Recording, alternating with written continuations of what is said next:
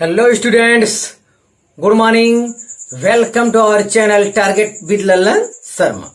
तो आज विद्यार्थी हम लोग पढ़ेंगे डेरिवेशन ऑफ सेंट्राइपेटल एक्सेलरेशन और सेंट्राइपेटल फोर्स। दो हेडिंग का हम लोग अध्ययन करेंगे। तो सेंट्राइपेटल एक्सेलरेशन के बारे में, या अभिकेंद्र त्वरण हिंदी में कहते हैं, इसके बारे में हम लोग विस्तृत अध्ययन कर चुके हैं। केवल डेरिवेशन बाकी है जो बोर्ड लेवल के बच्चों के लिए आवश्यक है।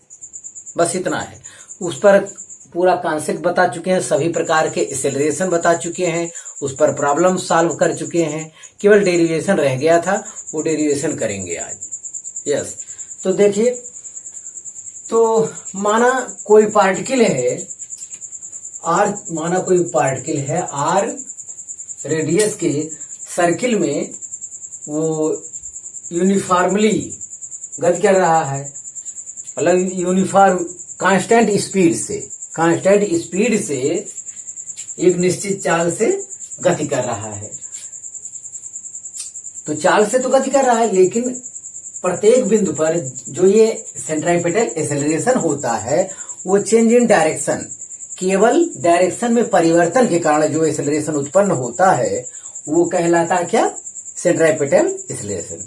इन सर्कुलर मोशन में जो डायरेक्शन के चेंज के कारण एक्सेलरेशन प्रोड्यूस होता है, उत्पन्न होता है, उसे कहा जाता है सेंट्राइपेटल एक्सेलरेशन। तो ये हो गया। तो हम मान लेते हैं कि माना कोई पार्टिकल आर रेडियस के सर्किल में गति कर रहा है, जिनकी दो पोजीशन ए और बी है। ए पर वेग है वेक्टर v1 और बी पर वेग मान ले रहे हैं वेक्टर v2। और ये जो एंगल बना रहा है सेंटर पे, एंगुलर डिस्प्लेसमेंट, वो डी थीटा है। ऐसी दिशा में जो लिनियर डिस्प्लेसमेंट होगा छोटा सा, वो कितना है? वो डी थीटा ds है। यस, तो अब इसे हम वेक्टर का रूप अलग से दे दिए हैं। ये दोनों वेक्टर को लाके जोड़ दिए हैं। यहाँ पे ये वेक्टर, ये वेक्टर, ये वेक्टर, इस टाइप से दोनों वेक्टर को लाके जोड़ दिए हैं। तो अगर मैं इसे लिखना चाहूं, ए वेक्टर प्लस ये वेक्टर बराबर प्राइम वेक्टर, तो ये हो जाएगा vector v1 plus vector dv। D मतलब चेंज इन वेलोसिटी है, change in velocity is equal to क्या हो रहा है? वेक्टर v2 हो रहा है, या change in velocity vector dv is equal to vector v2 minus vector v1 हो रहा है। तो बस ऐसे बता दिया कि देखिए चेंज इन वेलोसिटी ये चीज है, लेकिन यहां पे इसका मतलब ये है mod vector v1 is equal to mod vector v2 is equal to क्या? v क्या चीज है? स्पीड है। और dv क्या है? चेंज इन वेक्टर dv है change in velocity, change in velocity. Yes, vector dv क्या है? Change in velocity. और चेंज इन स्पीड हो जाएगा, dv केवल हो जाएगा। तो ये चीज है। हाँ, ये लिख दिए यहाँ पे। अब इन सिमिलर ट्रेंगल, इसका डेरिवेशन करना, केवल फार्मूला ले आना चाहते, मतलब सब लोग जानते हैं, इसका डिफिनेशन बताया गया, सब कुछ हो गया है। In similar triangle, in similar triangle OAB and PQR, समरूप त्रिभुज OAB तथा PQR में, समरूप त्रिभुज जो होता है, जो सिमिलर ट्रेंगल होता है, वो विद्यार्थी उसकी जो आर्म्स होते हैं, भुजाएं होती हैं, वो रेशियो में होती है, उसकी भुजाएं अनुपातिक होती है। हिंदी में कहा जाता है उसकी भुजाएं क्या होती है? अनुपातिक होती हैं। जैसे इसका ये भुजा, जैसे अगर ये सिमिलर ट्रेंगल दोनों है AB अपान OA, तो AB के सिमिलर में इसकी साइड क्या है? QR अपान PQ, ये है।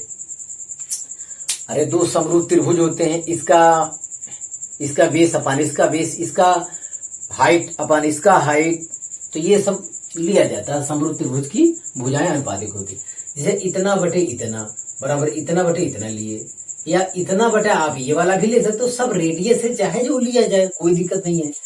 अब इतना बटे चाहे ये लो चाहे ये लो, तो इसके हिसाब से ये लिए ताकि दोनों में सिमिलरिटी बनी रहे, क्योंकि इसी की वजह से, इसी पोजीशन की वजह से ये कंडीशन बना। तो जो कोण यहां होगा वही कोण ये होगा। तो ये जो मैं ले रहा हूं ये छोटे कोण डी थीटा के लिए ले रहा हूं, छोटे कोण डी थीटा के ले रहा हूं, क्योंकि अगर एंगुलर डिस्प्लेसमेंट छोटा है, बहुत छोटा है, तब तो वो वेक्टर राशि है। अगर वो एंगुलर डिस्प्लेसमेंट का मान बहुत बड़ा हो जाता है तब वो वेक्टर राशि नहीं होगी। अब इसकी वैल्यू पुट करते हैं।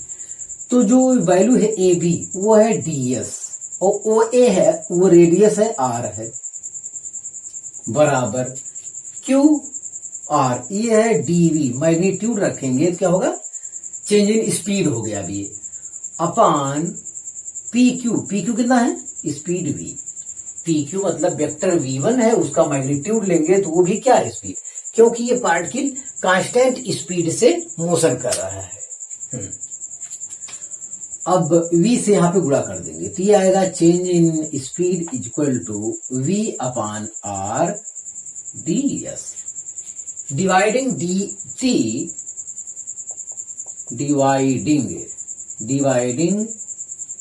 dt ऑन बोथ साइड,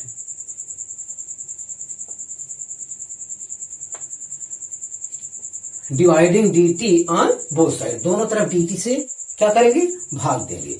तो भाग देंगे तो ये हो जाएगा dv upon dt equal to v upon r। v भी कांस्टेंट है, v भी क्या है, कांस्टेंट है, और v भी कांस्टेंट है और रेडियस भी कांस्टेंट है, रेडियस भी बदलने वाला नहीं है।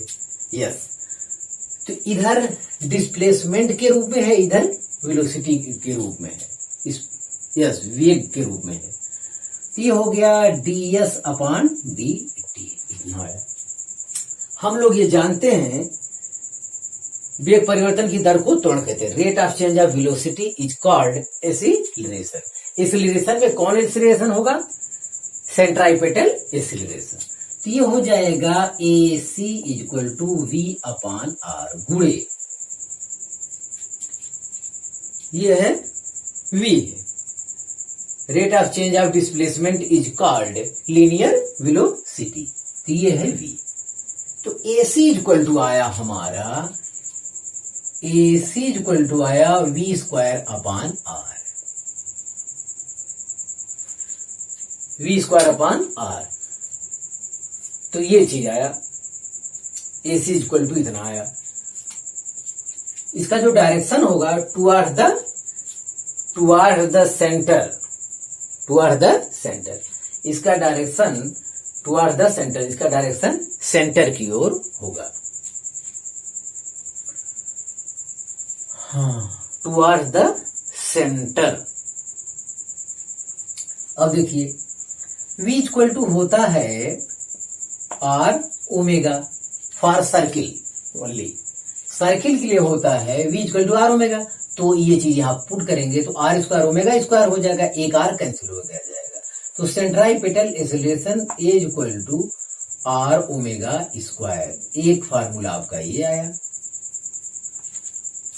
यस, तो हमारा डेरिवेशन कंप्लीट हो गया, जो बोर्ड के बच्चों के लिए आवश्यक है वो चीज कंप्लीट हो गया है। एक चीज और बताना है, इन वेक्टर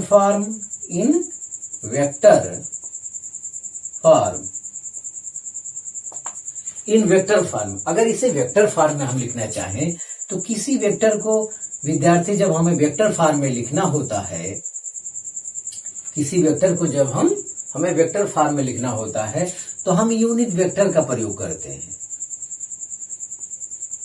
ये इससे पहले वाले वीडियो में भी बता चुके हैं। तो ये आर कैप एक यूनिट वेक्टर लगा देते हैं तो हमारा ये वेक्टर फॉर्म में हो गया। यस, क्योंकि आर के अपोजिट डायरेक्शन में सेंट्राइपेटल एक्सीलरेशन वर्क करता है। आर वेक्टर हमेशा सेंटर के बाहर की ओर वर्क करता है और सेंट्राइपेटल एक्सीलरेशन सेंटर की ओर करता है, रेडियली सेंटर की ओर वर्क करता है। इतना आया। या इसे ऐसा भी लिख सकते हैं, centripetal acceleration AC equal to minus v square upon r, यहां r कैप हो जाएगा। ये भी चल जाएगा, दोनों एक जैसा है। और R cap equal to, R cap के स्थान लिख सकते हैं वेक्टर आर बटे मॉड वेक्टर आर, लेकिन वो अच्छा नहीं लग रहा है। तो सेंट्राइपेटल एक्सेलरेशन के संबंध में जितना डेरिवेशन हमें करना था हम कर चुके। तो एक छोटे एंगल के लिए हम लेंगे कि इन्हें दो पोजीशन के बीच वेक्टर लगा लेंगे, इसको वेक्टर रूप में लिख लेंगे और इन सिमिलर ट्रायंगल को रेशियो में बांटकर हम लोग लास्ट में dt से डिवाइड कर देंगे, तो हमें हमारा फार्मूला प्राप्त हो जाएगा। तो आप इसे कॉपी कर लीजिए।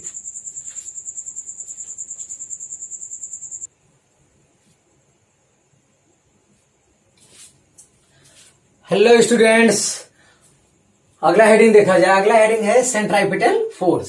सेंट्राइपेटल एक्सेलरेशन हम लोग पढ़े, अब हम लोग पहले पढ़ेंगे, अब उसके बाद पढ़ेंगे सेंट्राइपेटल फोर्स। तो सेंट्राइपेटल फोर्स, तो सेंट्राइपेटल फोर्स पहले आया, सेंट्राइपेटल एक्सेलरेशन पहले आया। तो ये ऐसा सवाल नहीं है कि जिसका आप जवाब नहीं दे पाएंगे कि पहले मुर्गी आई पहले अंडा आया। तो सेंट्राइपेटल फोर्स जो है यहाँ पे पहले आया। बिना फोर्स के एक्सेलरेशन कैसे होगा, बिना फोर्स के एक्सेलरेशन कैसे होगा? तो पहले सेंट्राइपेटल फोर्स लगा होगा, तब उसके बाद एक्सेलरेशन उत्पन्न हुआ होगा, सेंट्राइपेटल एक्सेलरेशन उत्पन्न हुआ होगा। तो सेंट्राइपेटल एक्सेलरेशन, सेंट्राइपेटल फोर्स कब उत्पन्न होता है? सर्कुलर मोशन में। सर्कुलर मोशन में ये फोर्स सदैव उत्पन्न होता है। सर्कुलर मोशन ही एक शर्त है। वो यूनिफॉर्म स्पीड है या यूनिफॉर्म स्पीड वाला केस है या नॉन यूनिफॉर्म वाला केस है, ये हमसे नहीं मतलब, लेकिन वो सेंट्राइपेटल फोर्स जो है उत्पन्न होता है। इसकी मीनिंग से ही लग रहा है सेंट्राइपेटल फोर्स, या हिंदी में कहते हैं अभिकेंद्र बल। अभिकेंद्र बल मतलब केंद्र की ओर कार्य करने वाला बल। सेंट्राइपेटल फोर्स, सेंटर की ओर कार्य करने वाला फोर्स ही होता है क्या? सेंट्राइपेटल फोर्स कहता है। तो सेंट्राइपेटल फोर्स जो एक अलग नाम दे दिया गया, ये मत सोचना ये अलग प्रकार का बल है। मतलब वे सभी बल जो सेंटर की ओर कार्य करते हैं उसे हम सेंट्राइपेटल फोर्स कहेंगे। वो अलग अलग रूपों में अलग अलग जगह पर होगा। सर्कुलर मोशन में सेंटर की ओर जो नेट फोर्स कार्य करता है वही हमारे लिए क्या है? सेंट्राइपेटल फोर्स है। तो जब कोई पार्टिकल वृत्तीय गति करता है तो सेंटर की ओर, केंद्र की ओर एक बल कार्य करता है जिसे अभिकेंद्र बल कहते हैं, सेंट्राइपेटल फोर्स कहते हैं। तो जब कोई पार्टिकल वृत्तीय गति करता है, जब सर्कुलर मोशन करता है, तो सेंटर की ओर एक फोर्स कार्य करता है जिसे सेंट्राइपेटल फोर्स कहते हैं। सेंट्राइपेटल फोर्स वेक्टर क्वांटिटी है जो टुवार्ड्स द सेंटर, जो सेंटर की ओर, जिसकी दिशा सेंटर की ओर हमेशा होती है। ये इसका डायरेक्शन बार बार बदलता रहता है। सेंटर की ओर तो होती है, सेंटर की ओर वो होती है, फिर भी कहा जाता है इसका डायरेक्शन बार बार बदलता रहता है, क्योंकि अलग अलग स्थानों पर डायरेक्शन चेंज होने, वेलोसिटी के डायरेक्शन चेंज होने की वजह से एक्सेलरेशन का डायरेक्शन भी चेंज होता है। एक्सेलरेशन का डायरेक्शन भी चेंज होता है।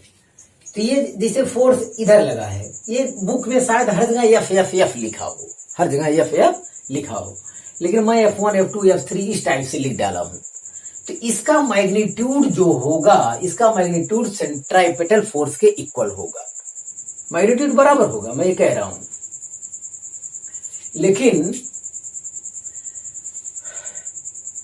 मैग्नीट्यूड बराबर होगा, लेकिन अब इसका डायरेक्शन इस तरफ है, यहां पे अगर पार्टिकल है इसका डायरेक्शन इस तरफ है, तो सबका डायरेक्शन इक्वल कहां है? सबका डायरेक्शन चेंज हो रहा है, सबका डायरेक्शन चेंज हो रहा। हाँ, ये और बात है कि सभी चेंज होते हुए भी सबका डायरेक्शन कहां है? सेंटर की ओर है। ये चीज तो कांस्टेंट है कि सबका डायरेक्शन सेंटर की ओर है, कार्य करेगा, ये तो ठीक है, लेकिन फोर्स का डायरेक्शन लगातार बदल रहा है फिर भी।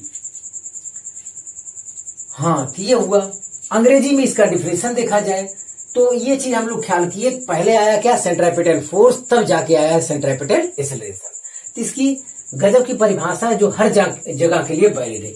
इन सर्कुलर मोशन वृत्तीय गति में, सर्कुलर मोशन में केवल सर्कुलर मोशन ही सेंट्राइपेटल फोर्स की शर्त है। सर्कुलर मोशन होगा तो सेंट्राइपेटल फोर्स अवश्य कार्य करेगा। यस, तो in circular motion acting the net force toward the centre is called centripetal force.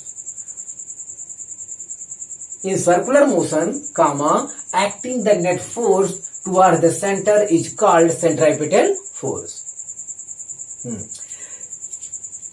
तो ये चीज है, इसकी परिभाषा है। चाहे जहां वृत्ति गति कर रहा हो उस दशा में सेंटर की ओर जो भी फोर्स कार्य करता है उस फोर्स का नाम क्या है? Centripetal force. तो ये नया कोई फोर्स नहीं है जो हम अब तक नहीं जानते थे। ये वास्तव में कोई फोर्स नहीं है जो इस कंडीशन की पूर्ति कर देगा। कंडीशन ये है कि सर्कुलर मोशन करते हुए किसी बॉडी पर, पार्टिकल पर जो सेंटर की ओर वर्क करता है फोर्स, उसी फोर्स को एक नाम दिया गया है, क्या? सेंट्राइपिटल फोर्स। लेकिन ये अलग से वजूद नहीं रखता है, उसी का नाम कन्वर्ट होके सेंट्राइपिटल फोर्स हो जाता है। जैसे अब उदाहरण पे आइए, एग्जांपल फर्स्ट, जैसे लेते हैं कि कोई इलेक्ट्रॉन नाभिक के चारों ओर चक्कर लगा रहा है, तो इलेक्ट्रॉन पॉजिटिव चार्ज होता है, ये प्लस, ये प्रोटॉन पॉजिटिव चार्ज है और ये इलेक्ट्रॉन है निगेटिव चार्ज है। इनके बीच इलेक्ट्रोस्टैटिक फोर्स कार्य करता है। इलेक्ट्रोस्टैटिक फोर्स कार्य करता है। इलेक्ट्रोस्टैटिक फोर्स वैद्युत बल है जिसे आप कहते हैं। इलेक्ट्रोस्टैटिक फोर्स ऑफ अट्रैक्शन, इनके बीच जो फोर्स ऑफ अट्रैक्शन होगा वो किसके बराबर होगा? वो सेंट्राइपिटल फोर्स के बराबर होगा, जिसे हम लोग FC से डिनोट करते हैं। यस, तो देखिए यहाँ पे सेंट्राइपिटल फोर्स अलग से थोड़ी ना है। जो इनके बीच इलेक्ट्रोस्टैटिक फोर्स या वैद्युत बल जिसे आप कहेंगे जो कार्य करता है, उसी वैद्युत बल का नाम क्या है? सेंट्राइपिटल फोर्स पड़ गया। तो अलग से फोर्स कहां हुआ? फिर एग्जाम्पल 2 पे आते हैं। एग्जाम्पल 2 पे सूर्य है, सूर्य के चारों ओर आपका अर्थ जो है चक्कर लगा रहा है, तो सूर्य और अर्थ के बीच जो फोर्स कार्य करता है वो ग्रेविटेशनल फोर्स उसका नाम है। तो यहां पर ग्रेविटेशनल फोर्स ही सेंट्राइपिटल फोर्स के क्या हो जाएगा? इक्वल हो जाएगा। मतलब इसका नाम कन्वर्ट हो गया सेंट्राइपिटल फोर्स हो जाता है। अब आइए तीसरा उदाहरण समझ लीजिए। मान लेते हैं हम किसी पत्थर को रस्सी से बांधकर यूं घुमाते हैं अगर, तो ऐसे केस में रस्सी में तनाव अंदर की ओर कार्य करता है। तो ये तनाव, ये टेंशन फोर्स ही सेंट्राइपिटल फोर्स के क्या हो जाता है? बराबर हो जाता है। तो ये कोई अलग प्रकार का फोर्स नहीं है जो मैं नहीं जानता था। हर जितने जो फोर्स हैं पहले से मौजूद है, उस फोर्स का नाम कन्वर्ट होके सेंट्राइपिटल फोर्स के क्या हो जाता है? बराबर हो जाता है। तो ये सब बातें बहुत अच्छी तरीके से हमने समझाया। हम समझते हैं आपको समझ में आ गया होगा। इसका डिफिनीशन हो गया, ये वेक्टर क्वांटिटी है, और इसका डायरेक्शन एक्सेलरेशन के डायरेक्शन में होगा, radially. Yes.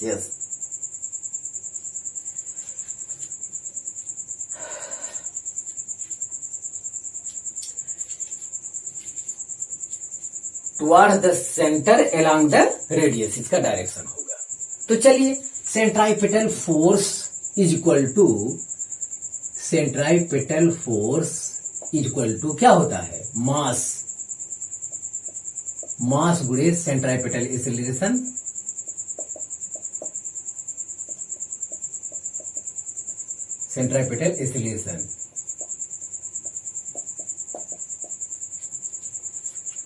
सेंट्राइपिटल force is equal to होगा, F इक्वल टू क्या होता है? ma होता है। F इक्वल टू ma होता है।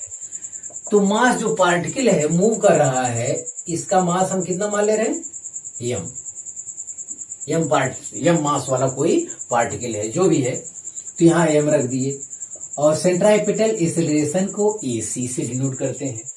हम लोग AC का डेरिवेशन अभी जस्ट किए हैं, तो m ये हो जाएगा v centripetal acceleration C equal to होता है v²/r। तो आज से आपको ख्याल करना है, centripetal force FC equal to क्या होगा? mv²/r होगा। v equal to r omega only for circle. v equal to r omega का जो सूत्र है वो सर्किल के लिए है, और ये चीज यहाँ पे पुट करेंगे, तो ये हो जाएगा FC equal to mr omega square. ये फार्मूला ये है, इसका ये डेरिवेशन हो गया विद्यार्थी। और इन वेक्टर फॉर्म अगर कोई कहे, इन वेक्टर फॉर्म, इन वेक्टर फॉर्म।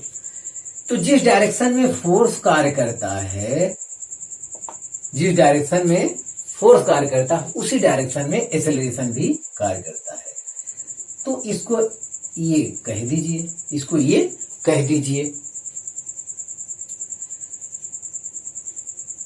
तो डायरेक्शन होगा toward the centre along the radius, towards the centre